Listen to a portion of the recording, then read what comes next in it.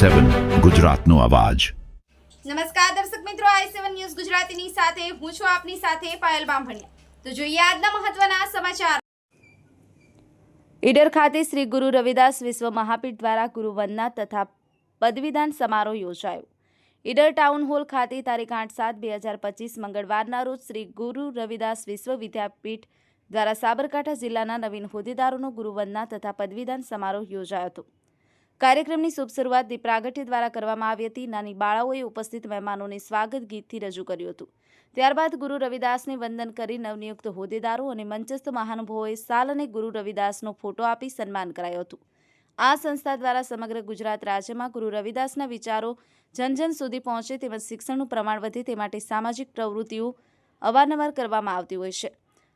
કાર્યક્રમ શ્રી ગુરુ રવિદાસ વિશ્વ વિદ્યાપીઠ દ્વારા કિરણભાઈ પરમારની સંસ્થાના રાષ્ટ્રીય મંત્રી તરીકે નિમણૂકની જાહેરાત કરવામાં આવી હતી।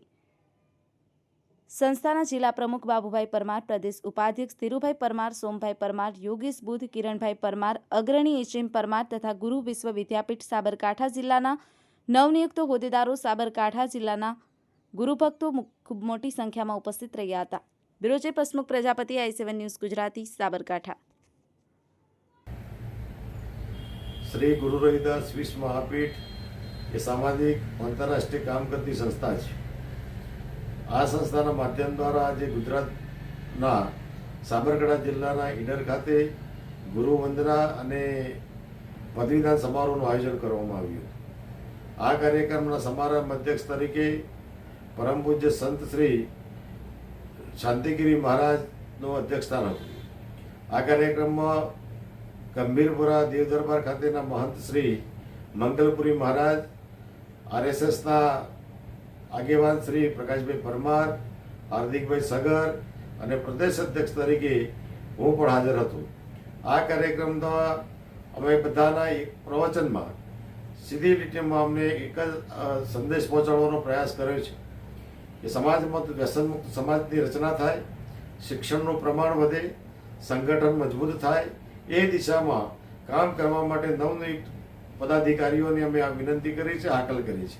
આ કાર્યક્રમમાં સમગ્ર જિલ્લામાંથી યુવાનો, વડીલો, ભાઈઓ, બહેનો અને યુવાન દોસ્તોની વિશેષ હાજરી જોવા મળી।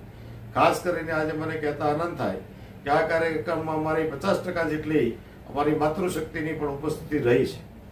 આ કાર્યક્રમમાં દરમિયાન અમારા રાષ્ટ્રીય અધ્યક્ષ મહામંડલેશ્વર શ્રી સુરેશ રાઠોડજીએ ઓનલાઈન પ્રવચન કર્યું અને પ્રવચનની અંદર ખૂબ આશીર્વચન આપ્યા છે। એક આ પ્રવચન દ્વારા આજે અમારા ઈડરના પનોતા પુત્ર અને યુવાન શ્રી કિરણભાઈ પરમારની રાષ્ટ્રીય ટીમમાં મંત્રી તરીકેની એમને જાહેરાત કરી। આ જાહેરાત થતાની સાથે સમગ્ર સમાજની અંદર ખૂબ આનંદ અને ઉત્સાહ જોવા મળ્યો। આ કાર્યક્રમના અંતે સાથે બધાએ સ્વરૂચિ ભોજન લીધું અને કાર્યક્રમ ખૂબ સુખ સંપન્ન રીતે પૂર્ણ થયો।